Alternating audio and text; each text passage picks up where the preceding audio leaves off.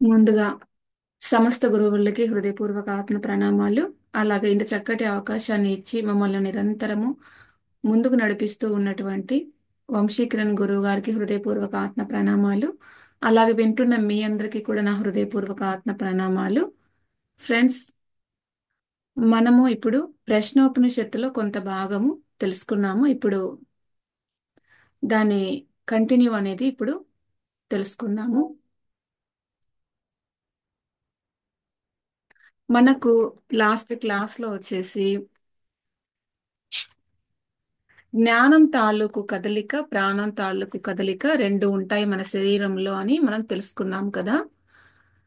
అయితే ఇక మనస్సు, ప్రాణము ఎక్కడి నుంచి వచ్చాయి అన్నది ఇక్కడ మళ్ళీ ప్రశ్న. దేని పాటికి అవి వచ్చాయా? ఈ రెండు కూడా రెండు కలిసే వచ్చాయా, లేదంటే ఎవరైనా పట్టుకోవచ్చారా ఈ రెండిటిని? మొదట వచ్చింది రెండవ దాన్ని పట్టుకోవచ్చిందా, లేదంటే రెండవది మొదటి దాన్ని పట్టుకోవచ్చిందా, లేదంటే ఈ రెండు కలిసే పనిచేస్తున్నాయి కదా. మామూలుగా అయితే ఈ రెండు మన లోపల ప్రాణము, మనస్సు రెండు కలిసే పనిచేస్తూ ఉంటాయి కదా. అంటే ఒకదానికొకటైతే సహకరించుకుంటూ ఉంటాయి. మరి ప్రాణాన్ని పట్టుకొని మనసు ఉన్నది, మనసును పట్టుకొని ప్రాణము ఉన్నది. ఈ రెండు మళ్ళీ బయటకు వెళ్తూ ఉన్నాయి. మరి ఎక్కడి నుంచి వచ్చాయి, ఎక్కడికి వెళ్తున్నాయి? ఈ రెండు కూడా కలిసి ఎక్కడి నుంచి వచ్చాయో అక్కడికి అవి తిరిగి వెళ్ళిపోతూ ఉంటాయి కదా. మరి ఎక్కడి నుంచి వచ్చాయి, ఎక్కడికి వెళ్ళిపోతున్నాయి, అసలు ఎందుకు వచ్చాయి, ఎందుకు అవి తిరిగి వెళ్ళిపోతూ ఉన్నాయి, దానిలో ప్రయోజనం ఏమిటి, ఏమిటి అసలు అందులో దాక్కుని ఉన్నటువంటి ఆ మర్మం ఏంటిది, ఆ రహస్యం ఏంటిది అని చెప్పి ఇక్కడ అడుగుతూ ఉన్నారు. ఇప్పుడు ఎక్కడి నుంచో వచ్చాయి, ఎక్కడికో వెళ్ళిపోతూ ఉన్నాయి. ఎక్కడ అనేది ఏది? ఎక్కడి నుంచి వచ్చాయి, ఎక్కడికి వెళ్ళిపోతున్నాయి? ఇప్పుడు ఒక ఎగ్జాంపుల్ చూద్దాము. ఇప్పుడు ఒక ట్రైను వస్తూ ఉంది. ఎక్కడి నుంచి వస్తుంది ట్రైను అంటే, వైజాగ్ నుంచి ట్రైను వస్తూ ఉంది.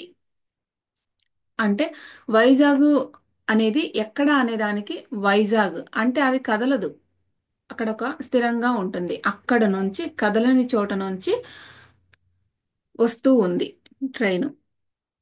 ఎక్కడికి ఎక్కడికి వెళ్తుంది అంటే చెన్నైకి వెళ్తుంది అనుకుందాం. అంటే వైజాగ్ టు చెన్నై. అంటే ఈ రెండు కూడా కదలనివి. అంటే మధ్యలో ఈ ట్రైన్ ఏం చేస్తుంది? కదులుతూ ఉంది కదా. అంటే కదలని వాటిల్లో మధ్యలో కదులుతూ ఉంది ట్రైను. అంటే కదలిక ఏంటిది ఇక్కడ? ట్రైన్ అన్నమాట.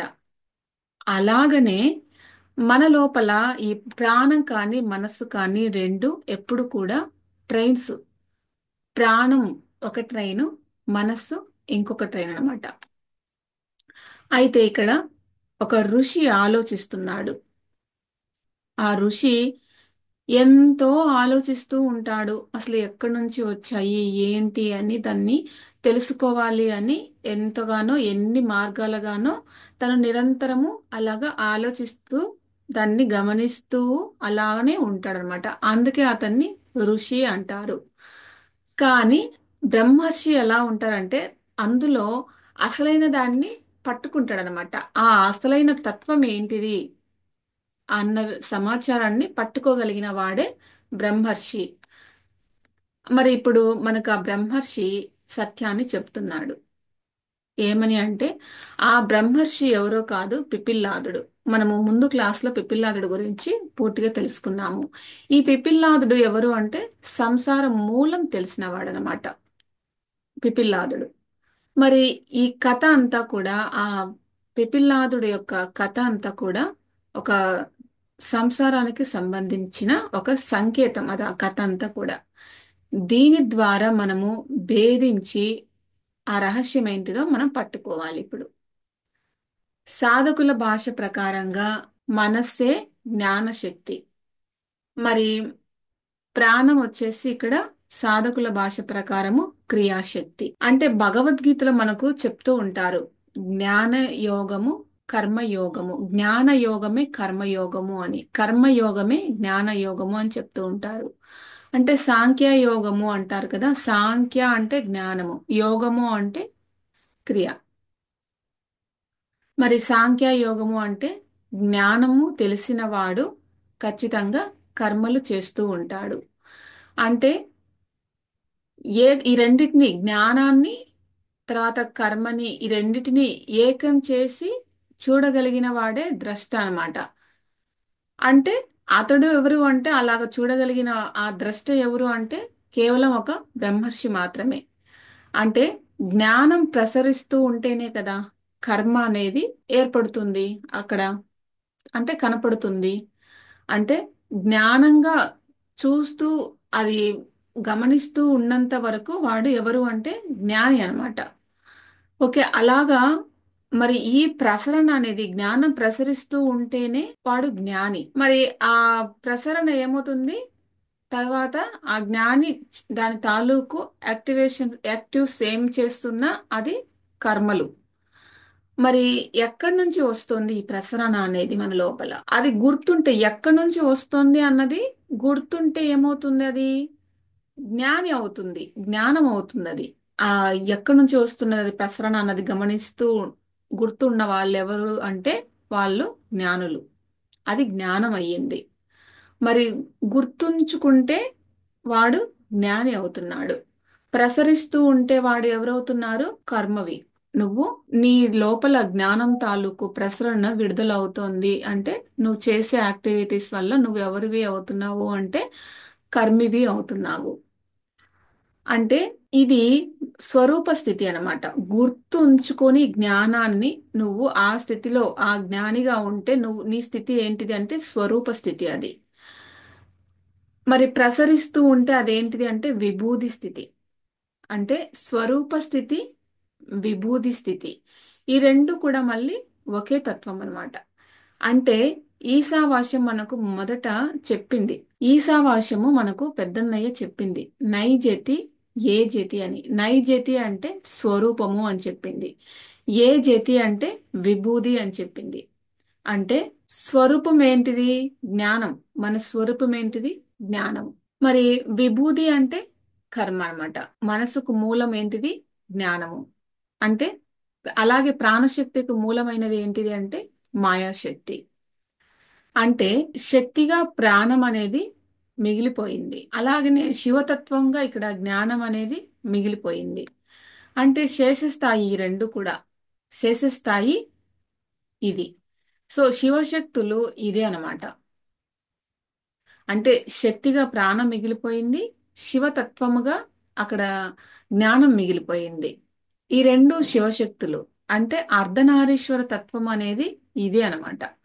ఇప్పుడు మహర్షులు మళ్ళీ తిరిగి అడుగుతూ ఉన్నారు, ప్రాణం ఎక్కడి నుంచి వచ్చింది, మనస్సు ఎక్కడి నుంచి వచ్చింది? అంటే ఇప్పటి వరకు వాళ్ళు సాధన మార్గం అడిగారు, ఇదంతా కూడా సాధన మార్గం. ఇప్పుడు మళ్ళీ ఇలాగా అడుగుతున్నారు, మాకు సాధన మార్గం వద్దు, మాకు ఇది చెప్పండి అని. అంటే ఈశావాస్యం ఏమని చెప్పింది? సాధన అనేది తప్పనిసరిగా ఉండాలి అని చెప్పింది. సాధన అనేది ఉండాలి అని. అందుకే కఠోపనిషత్తు దాని గురించి మనకు అర్థమయ్యేలా కూడా చెప్పిందనమాట. కఠోపనిషత్తు ఏమని చెప్పింది? నువ్వు పిచ్చిగా మాట్లాడడం లేదు, మనసు చేతనే అది అని అంటున్నది.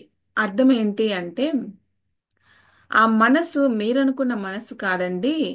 ఇప్పుడు మరణము అని అంటే మీరనుకున్న మరణము కాదు అని గత క్లాస్లో మనం చెప్పుకున్నాం కదా. అలాగనే మనస్సు అనేది కూడా మీరనుకున్న మనస్సు కాదు. అలాగా ఆ మనసు కూడా ప్రాణంతో కూడిన మనసు మీరనుకునేది. అంటే అర్థము చెలించే మనసు అని. చెలించే మనసు అని అంటే అది సవికల్పమైన మనస్సు కదా. అలా అంటే నామరూప క్రియాత్మకల తాలూకు సవికల్పమైన మనస్సు అది. సో నామరూప క్రియల తాలూకు ఆలోచనలు ఏవైతే ఉంటాయో అవన్నీ కూడా ఏం చేస్తూ ఉంటాయి? ఎప్పుడు కూడా నిరంతరము అవి తిన్నగా ఉంటాయో ఎప్పుడు కూడా అవి చెలిస్తూనే ఉంటాయి. నామరూప క్రియాత్మకంగా ఉన్నవన్నీ కూడా చెలిస్తూ ఉంటాయి. అంటే అది కూటస్థం కాదనమాట అచలము. సో ఏం చేతనంటే అవి ఎలాంటివో దాన్ని చూసే ఇవి కూడా అలానే అయిపోతూ ఉంటాయి. నామరూప క్రియలు ఎప్పుడు కూడా చలనాత్మకమే. వాటి ఆలోచనలు కూడా అప్పుడు ఏమవుతాయి అంటే చలనాత్మకమే అవుతాయి. నామరూప క్రియలు ఎలాగైతే చలిస్తూ నిరంతరం ఉంటాయో వాటి ఆలోచనలు ఎప్పుడు తిరుగుతూనే చలంగానే ఉంటాయన్నమాట. సో చలనాత్మకమైనదే మనస్సు అని మనము అంటూ ఉన్నాము. అదే సవికల్పము అంటూ ఉన్నాము మేము. మరి అదే వృత్తి జ్ఞానము అంటున్నాం. వృత్తి అంటే ఏమిటో తెలుసా? సంస్కృత శబ్దానికి ఇది అర్థం అన్నమాట. వర్తనము అంటే తిరగడము అని అర్థం. మరి ఇది పార్సీ భాషలో గ్రహించారు. గష్టి అంటే తిరగడము. మెడ ఎప్పుడు తిరుగుతూ ఉంటది కదండి.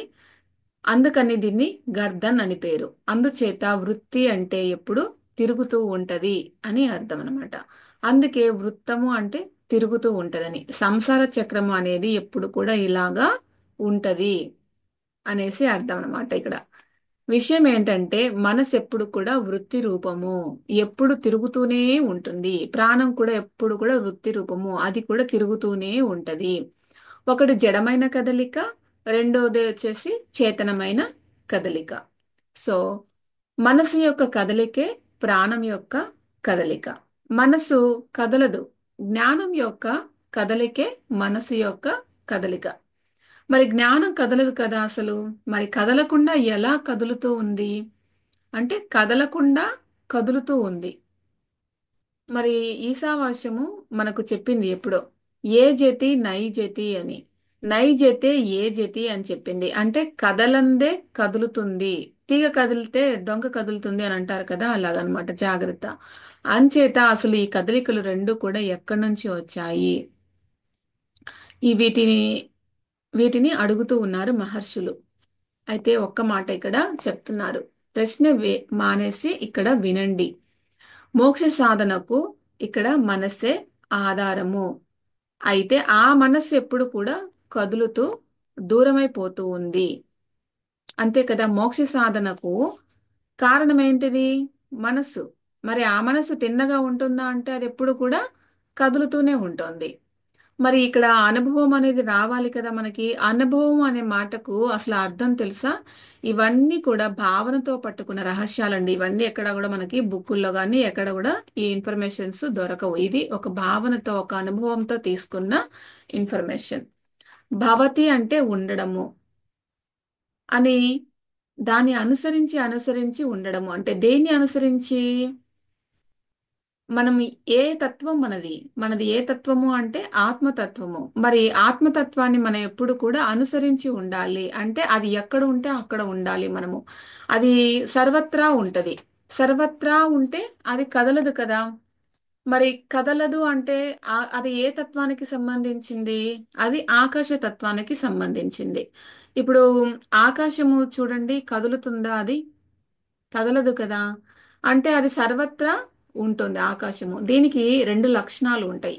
ఏంటి అంటే ఒకటి నిరాకారమైనది. అంటే సర్వత్రా ఉంది అంటే ఇక అది సాకారంగా ఉండకూడదు. సాకారంగా అంటే ఒక ప్లేస్ కు పర్మినెంట్ అలాగా ఉండిపోతుంది అనమాట. ఒక ఒక స్థలానికి సంబంధించి అలా ఉండిపోతుంది ఒక చోట.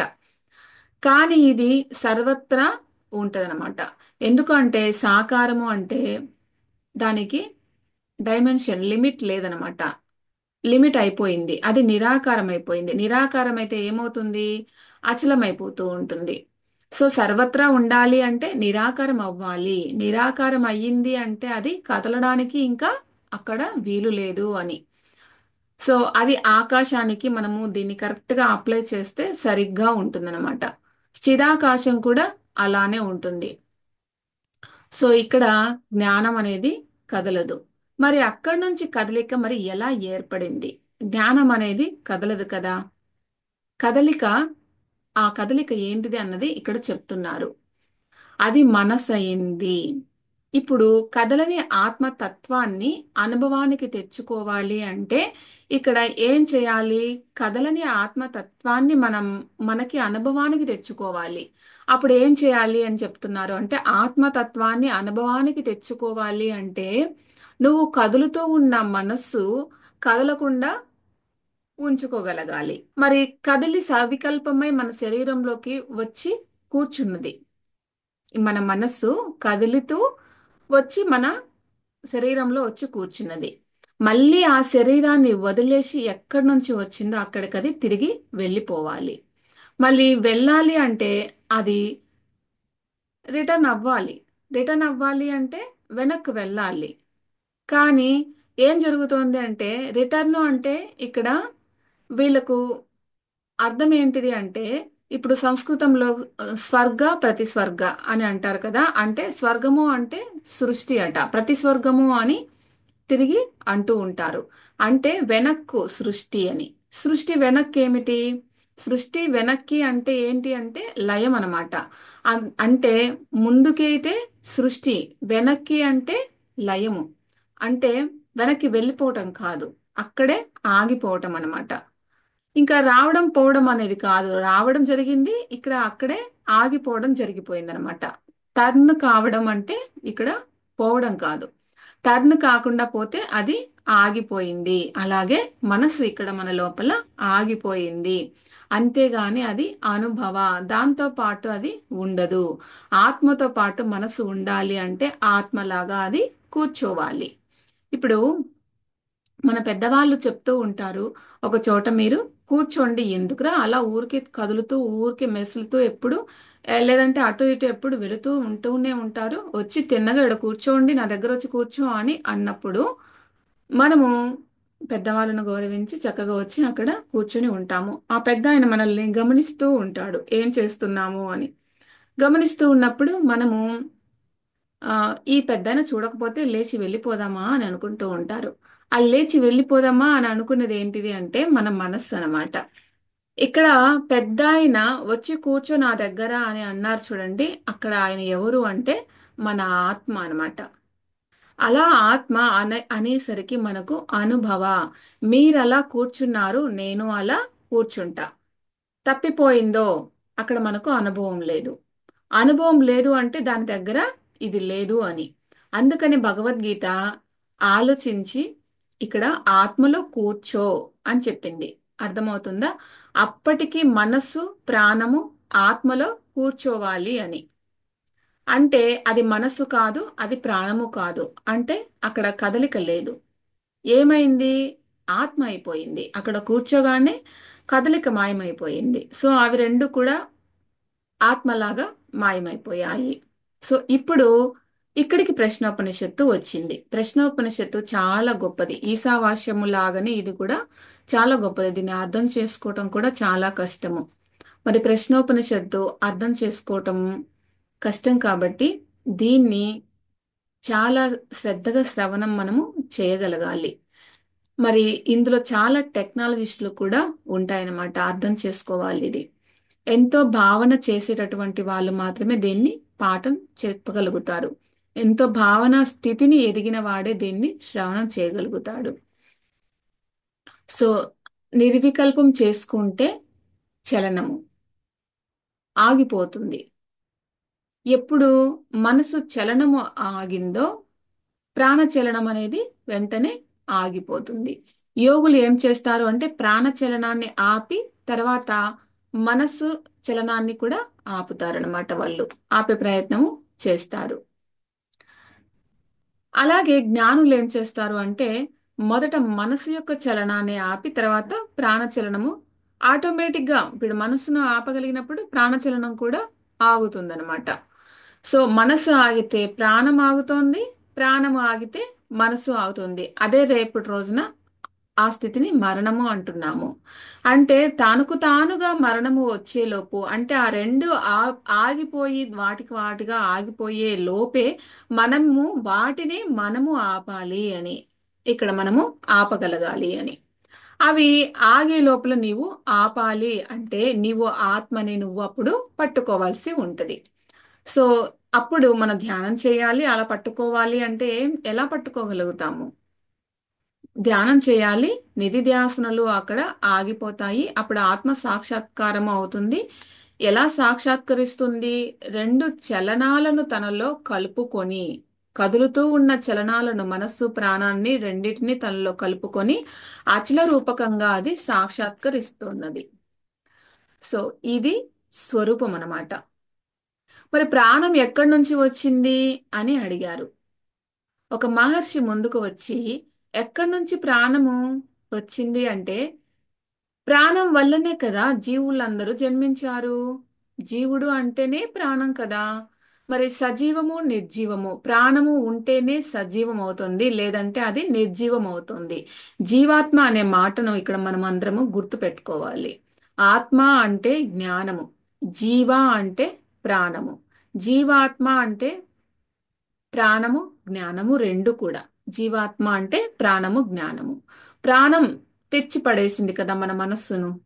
అంటే దాని వెంటనే ఇది కూడా ఉంటుంది. ఎప్పుడు కూడా ప్రాణం వెనకాలే మనస్సు ఉంటుంది. ప్రాణము మన మనస్సును తెచ్చి పడేసింది. ఇప్పుడు మనస్సు తెచ్చి పడేసింది కదా. ఏంటిది? ప్రాణమేమో మనస్సును తెచ్చి పడేసింది. మనస్సు అంటే ఏమనుకున్నాం మనము? జ్ఞానము అని చెప్పుకున్నాం. మనసు దేని తెచ్చి పడేసింది? జ్ఞానాన్ని తెచ్చి పడేసింది. ఏది ముందు ఏది వెనక అనేది కూడా ఇక్కడ చెప్తున్నారు. మొదట మూడు ప్రశ్నలు అపర విద్య అన్నారు భగవత్పాదులు. చివరి మూడు ప్రశ్నలు పరవిద్యలు అన్నారు. అంటే మొదటి మూడు అడ్రస్ తెలుసుకోవటానికి మనకు పనికి వస్తాయట సాధనకి. సాధనకి కాదు, చివర మూడు అడ్రస్ తెలుసుకున్న తరువాత ఆ బతుకు అనేది బయట పడిన తర్వాత వాటిని ఉపయోగించుకొని నీవు నీ స్వరూపాన్ని పట్టుకోగలగాలి అని చెప్తున్నారు. ఎంత అద్భుతంగా ఉంటుందండి. దీన్ని బాగా మనము గ్రహించాలి. మొదటి మూడు ప్రశ్నలు అపర విద్య అన్నారు భగవత్పాదులు. చివరి మూడు ప్రశ్నలు పరవిద్య అన్నారు. అంటే మొదటి మూడు అడ్రస్ తెలుసుకోవటానికి పనికి వస్తాయట. తర్వాతవి అంటే ఇవి అడ్రస్ తెలుసుకోవటానికి అంటే సాధన చేయటానికి ఉపయోగపడతాయట. చివరి మూడు అడ్రస్ తెలుసుకున్న తరువాత అంటే సాధన కంప్లీట్ అయిన తరువాత మన బతుకు బయటపడ్డ తర్వాత అంటే మనం ఏంటిది అనేది మనం తెలుసుకున్న తరువాత ఈ వీటినే ఉపయోగించుకొని మళ్ళీ మన స్వరూపాన్ని మనం పట్టుకోగలగాలి అంట.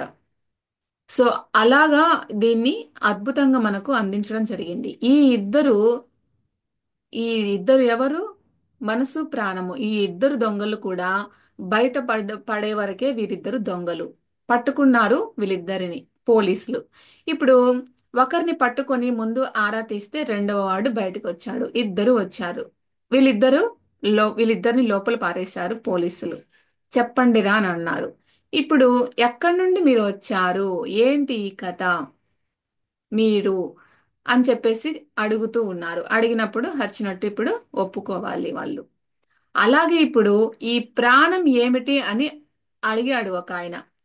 అంటే శరీరంలో వచ్చింది కదా, శరీరంలో ఉంది కదా, అదేనండి. ప్రాణానికి అత అని పేరు, మనసుకు అన్నం అని పేరు. అంటే ఇక్కడ భాష ప్రశ్నోపనిషత్తు భాష అన్నమాట ఇది. ప్రాణానికి అత అని, మనస్సుకు అన్నము అని. ఈ భాష ప్రకారంగా మనకి ఇస్తున్న జ్ఞానం ఏంటిది అంటే, మనసును తినేస్తుందట ప్రాణము. ప్రాణము మనస్సును తినేస్తుంది. కనుకనే రేపు మరణించేటప్పుడు మనః ప్రాణే, చాందోక్యోపనిషత్తులో మనకి ఇది వస్తుంది క్లియర్గా. మనస్సు ప్రాణంలో లయమవుతోంది అని. మనస్సు ప్రాణంలో లయమవుతుంది అంటే ఏమిటి? మనస్సు ఏమవుతుంది? ఇక్కడ ఆహారం అవుతుంది. ప్రాణంలో లయమవుతుంది అంటే మనస్సు ఏమవుతుంది? ఆహారం అవుతుంది. ఆనాటి సైన్స్ పరిభాషలో మనం చెప్పుకుంటే మనస్సు అంటే మైండ్ కదా. Mind is matter. అతి సూక్ష్మమైనటువంటిది అంశం ఇది. అన్నంలో నుంచి వచ్చింది అని అంటాడు మనస్సు. చాందోక్యము చెప్పిందనమాట. అంటే అన్నం యొక్క అతి సూక్ష్మమైన భాగము మనస్సు. అందుచేత ప్రాణము మనస్సును తినేస్తూ ఉంది. ప్రాణము అంటే ఇక్కడ ఏంటిది? తినేస్తుంది అంటే ఏంటిది? మన లోపల ఏది తింటుంది? అగ్ని కదా. సో ప్రాణము అంటే ఇక్కడ ఏంటిది? అగ్ని అని చెప్తున్నారు. మనస్సు అంటే సోముడట. సోముడు అంటే చంద్రుడు. అగ్నిలో ఆహుతి అయిపోతూ ఉంటది ప్రతిది కూడా. అంతే కదా, ప్రతిదీ ఆహుతి అవుతుంది కదా. నీ ప్రాణమే లేకపోతే నీవు ఆహారం తీసుకోలేవు కదా. నీ లోపల ప్రాణం ఉంది అంటే అగ్ని ఉంది కాబట్టి నువ్వు ఆహారాన్ని తీసుకోగలుగుతున్నావు. మరి దీనికి ప్రాణము లేదు, దీనికి ఆహారము అప్పుడు అక్కరే లేదు. ప్రాణము ఉన్నదానికే ఖచ్చితంగా ఆకలి అనేది ఉంటుంది. ప్రాణం ఉంటేనే కదా మనకు ఆహారం అవసరము. So life మ్యాటర్ను మింగేస్తుంది. ప్రాణాహతులు అంటే ప్రాణంలో ఆహుతి అయిపోవడం. ఏది ఆహుతి అవుతోంది ఇక్కడ? పదార్థం అనేది ఆహుతి అవుతుంది. పదార్థమే ఏంటిది అంటే అన్నము. అన్నము అంటే తినబడేది. అత అంటే తినేది అని. నీలో తినేది ఏంటిది అంటే ప్రాణము. ఏంటిది తినేది? ప్రాణమే కదా. ప్రాణమే కదా అగ్ని. తినేది అదే కదా. నీలో తినబడేది ఏంటిది? అన్నము. క్లియర్గా మనకు మరొక భాషలో వివరిస్తున్నారు చూడండి. కనుక ప్రాణము అన్నాన్ని మింగేస్తుంది. అన్నం లేకపోతే ప్రాణం కూడా పోతుంది. సో అన్నం మీద ఆధారపడి ప్రాణం ఉన్నదా? ప్రాణం మీద ఆధారపడి అన్నం ఉన్నదా? ప్రాణం లేకపోతే అన్నము అనవసరం కదా. అన్నం లేకపోతే ప్రాణము అసలు నిలవదు. మరి పరస్పరము ఇవి రెండు ఒకదానికొకటైతే ఒక అసలైన రిలేటివిటీలో ఉన్నాయన్నమాట. అన్ అంతే కదా. ప్రాణం లేనిదే మనకు ఆహారము అవసరమా? అవసరం లేదు. మరి ఆహారం లేకపోతే ఈ శరీరం కూడా నిలబడదు. మరి రెండు కూడా పరస్పరము ఉన్నాయి. ఒకదానికొకటి కలిసి ఉన్నాయి. సూర్యుడు ప్రాణము, చంద్రుడు అన్నము, అగ్ని సోముడు. ఇది ఒక యాగమట. బ్రహ్మాండమైన టెక్నిక్ దీనిలో. అగ్ని సోమ యాగము అంటారు. ఇదే హరిహరాత్మకమైన తత్వము అని చెప్తున్నారు. హరుడు అంటే ప్రాణము, హరి అంటే అన్నము అని చెప్తున్నారు. విష్ణువును మింగేస్తూ ఉంటాడు ఎప్పుడు కూడా శివుడు. అంటే శివుడు అంటే ఎవరు? ఇక్కడ లయకారకుడు, స్థితికారకుడు విష్ణువు అన్నమాట. స్థితి స్థితే ఈ ప్రపంచము. మరి ఇదే అన్నము. అహం వచ్చేసి అన్నం. అహం అన్నం. వాడు తినేస్తాడు అన్నంను. అంటే ఇది చాలా దూరంగా పోతుంది ఈ వ్యవహారం. అంటే మరొక యాంగిల్లో వెళ్తుంది. సూర్య చంద్ర అని దీన్నే అన్నారనమాట. సరే, మంచిది. ఇవి రెండు కూడా కలిసి ఒకే ఒక తత్వము అని కూడా మనకు మరొకసారి గట్టిగా చెప్పడం జరుగుతోంది. మరి ఈ శరీరంలోకి వచ్చింది కదా ఈ ప్రాణము. దీని వల్ల వచ్చింది అని, దేని వల్ల వచ్చింది అని చెప్పి మనల్ని అడుగుతూ ఉన్నాడు కదా. మనసు చేసుకున్న దాని వల్లనే ఈ ప్రాణం వచ్చింది అన్నది మనకు క్లియర్ కట్ గా ఇక్కడ చెప్పడం జరుగుతుంది. అంటే మనసు చేసుకున్న దాని వల్లనే ఈ ప్రాణం వచ్చింది లోపలికి. లేకపోతే ఈ శరీరం లోపలికి ఈ రెండు కూడా రావడం ఏమిటి? ఏదో మనసు చేసింది దాని వల్లే ఈ ప్రాణం వచ్చింది అని చెప్తున్నాడు. కిటుకు చెప్తున్నాడు చూడండి. బయట నుంచి కదా రావాల్సింది లోపలికి. మరి బయటనే ఉండకూడదు. బయటనే ఉన్నాయి అంటే మరి దారిన పోయే శనిని మనం నెత్తిన పెట్టుకున్నాం, లోపలికి తెచ్చుకున్నాం కదా. ఎందుకట? వీడేదో చేశాడు కదా, ఏదో ఏ జన్మలోనో ఏదో పుణ్యమో పాపమో ఏదో చేశాడు. చేసేటప్పటికి ఏమైంది అంటే అది సంబంధం అయిపోయింది, సంచితం అయిపోయింది. పోయి సంచితంలో కూర్చుంది. వాడేదో చేశాడు కాబట్టి ఒక జన్మలో అది సంచితంలోకి వెళ్ళి కూర్చుంది. అది ఏమైంది? తిరిగి వాసన రూపకంగా తిరిగి వచ్చింది అది. మరి అనుభవానికి తెచ్చుకోవాలి కదా. ఏదైతే వాడు చేశాడో అది తిరిగి అనుభవానికి రావాలి కదా. మనం డ్రీమ్స్ ద్వారా ఎంతో చక్కగా ఈ జ్ఞానం అంతా కూడా తెలుసుకుంటూ ఉన్నాము. మనం ఏదో గత జన్మలో పెండింగ్ పెట్టుకొని వచ్చాం కాబట్టే అది అనుభవానికి అక్కడ పూర్తిగా లేదు కాబట్టే మళ్ళీ జన్మకి అది వాసనగా మారి మళ్ళీ జన్మం తీసుకొని దానికోసము ఇప్పుడు మళ్ళా అనుభవిస్తూ ఉన్నాము, అనుభవానికి తెచ్చుకుంటూ. సో అది ఏదో చేసింది కాబట్టే మనస్సు, దానికోసమే ఈ ప్రాణము వచ్చి శరీరంలో ఈ ప్రాణము మనసు రెండు వచ్చి కూర్చున్నాయి. సో ఇప్పుడు మనము అనుభవించి తీరాలి. ఇది అన్నమాట ఇక్కడ రహస్యం అన్నమాట. ఎవడైతే చేశాడో వాడు ఖచ్చితంగా అనుభవించాలి. మరి ఇంకెవడో అనుభవించడానికి లేదండి. ఎవరో చేస్తే ఇంకెవరో నేను అనుభవిస్తానులే వాడు పోనీలే అనుకోవడానికి లేదు. ఎవడు చేస్తే వాడే అనుభవించాలి. సో అందుచేత వీడెప్పుడో చేశాడు కాబట్టి ఇప్పుడు వాడు అనుభవించాల్సిన అవసరము వచ్చిందనమాట. అనుభవించేది ఏది అంటే ఇక్కడ మనస్సు. అనుభవించాలి అంటే సో అది క్రియ అన్నమాట. అనుభవించాలి అంటే జరుగుతూ ఉండాలి అంటే అది క్రియ అవుతోంది. అదేంటిది క్రియ అంటే ఇక్కడ తిరిగి ప్రాణము. అందుకని ఏమైంది? ముందుగా ఈ మనస్సు చేసుకున్న దాని వల్లనే ఈ ప్రాణము లోపలికి వచ్చి నీవు రావేమి, నన్నేమో నువ్వు పంపించావు, నీవెందుకు అసలు రావు అని అడిగిందట. ఇదిగో నేను వస్తున్నాను అని చెప్పేసి బ్రహ్మరంధ్రం నుంచి పగలగొట్టుకొని లోపలికి వచ్చింది.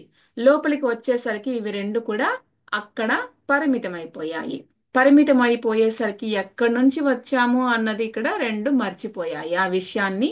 ఇంకా అవి మర్చిపోయి వాటికి తెలియలేదు ఎక్కడి నుంచి వచ్చాము అని. ఇంకా అక్కడి నుంచి అవి నోరు మూసుకొని అక్కడే లోపల పడి ఉన్నాయన్నమాట. సో ఇదే అజ్ఞానము. అంటే వాటికి అజ్ఞానం ఎక్కడి నుంచి వచ్చామో అన్నది తెలియలేదు. సో ఇది అజ్ఞానం. ఇదే అవిద్య. మరి ఎక్కడి నుంచి వచ్చామో వాటికి తెలియనప్పుడు మరి లోపల ఇంకేం చేయాలి? కదలకుండా బయటికి వెళ్ళేదానికి లేక లోపలే కదులుతూ ఆ భాగంలో మాత్రమే ఆ అంత పరిధిలో మాత్రమే అది తిరుగుతూ కూర్చున్నాయి. ఎక్కడి నుండి వచ్చామో ఏమో అది ఆ విషయాన్ని అయితే అలా పక్కకు ఉంచండి. ఎక్కడికి వెళ్ళిపోతున్నాయి ఆ విషయం కూడా అది కూడా తెలుసుకుందాం. అది కూడా ఇప్పుడు పక్కకు పెట్టండి. ఈ రెండిటి యొక్క బతుకు మేము అర్థం చేసుకోవాలి అంటే మరో మార్గము ఉంది. తర్వాత చూద్దాము దాని గురించి. అసలు వీటి సంగతి ముందు మనకు తేల్చి చెప్పండి అని చెప్పేసి మహర్షులు ఇక్కడ మళ్ళీ ప్రశ్న అడుగుతున్నారు. ఈ రెండిటి సంగతి ఏంటి అసలు? ఈ రెండవ ప్రశ్నకు ఇక్కడ ఒక మహర్షి వచ్చి అడుగుతూ ఉన్నాడు. ఈ శరీరంలోకి వచ్చిన తర్వాత మేము అడుగుతూ ఉన్నాము. ఈ రెండు శరీరంలోకి వచ్చాయి కదా, శరీరంలోకి వచ్చాయి అన్నారు. మరి అవేమో ఏమో చేస్తూ ఉన్నాయి వచ్చి అని అన్నారు. ఆ కర్మఫలం అనుభవించడానికి ఈ రెండు వచ్చాయి కదా. ఉమ్, ఈ రహస్యాన్ని చెప్పారు కదా. కర్మఫలం అనుభవించడానికి వచ్చాయి. సో కర్మఫలం అనుభవించాలి అంటే మనసు లేకుంటే అనుభవించవ మనసు లేకుంటే నువ్వు అనుభవించవయ్యా. అందుకని మనోరూపకంగా లోపలికి రావాలయ్యా. ఇది రెండవది అన్నమాట. అనుభవించడము అనేటటువంటిది ప్రాపంచికమైన నామరూపాలనే కదా అనుభవిస్తావు నువ్వు. అవి లోపలికి రావాలి కదా. లోపలికి రావాలి అదేంటిది? ఆహారం లోపలికి వచ్చి పడ్డాయి అంటే, నామరూపాలుగా వచ్చి పడ్డాయి అంటే అది ఆహారంగా అయిపోవాలి. సో ఆ ఆహారం పడాలి కదా మనకి. పడుతూ ఉంటే అవి ఖచ్చితంగా తిరిగి అనుభవిస్తూ ఉండాలి. ఆ బతుకంతా ఇంకా అలానే ఉంటదన్నమాట.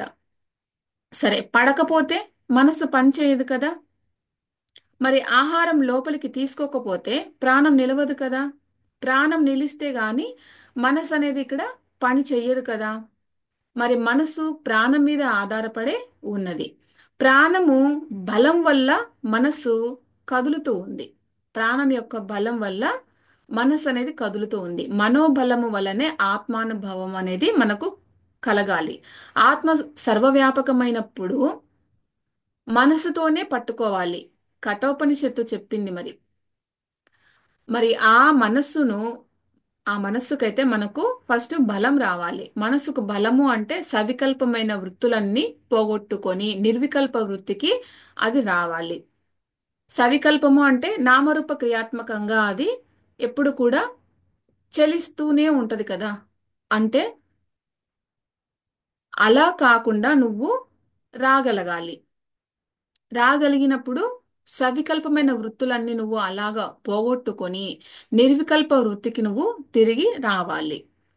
సో అప్పుడు నీకు ప్రాణం అనేది సహాయం చేయాలి. ఈ ప్రాణము శరీరంలో ఉన్నంత లోపుగానే నువ్వు అలాగా జాగ్రత్త పడాలి. ఈ ప్రాణం పోయిన తర్వాత కాదు, తిరిగి మళ్ళా వస్తుంది. నువ్వు పోగొట్టుకోవాలి ఎప్పుడు అంటే ఈ ప్రాణం ఉన్న లోపే నీ యొక్క వాసనలన్నిటిని నువ్వు పోగొట్టుకోవాలి. అంటే నీ లోపల గత జన్మల తాలూకు వృత్తులన్నీ కూడా నువ్వేమేం చేసుకున్నావో ఏ జన్మలో అవన్నీ వాటి తాలూకు ఏర్పడుతూ ఉంటాయి. నువ్వు అనుభవిస్తూ ఉండాలి. ఎక్కడి నుంచి వచ్చాయి మనస్సు ప్రాణము అనేది మనకి ఇక్కడ వివరంగా ఇచ్చారు. మనస్సు ప్రాణం ఎక్కడి నుంచి వచ్చాయట?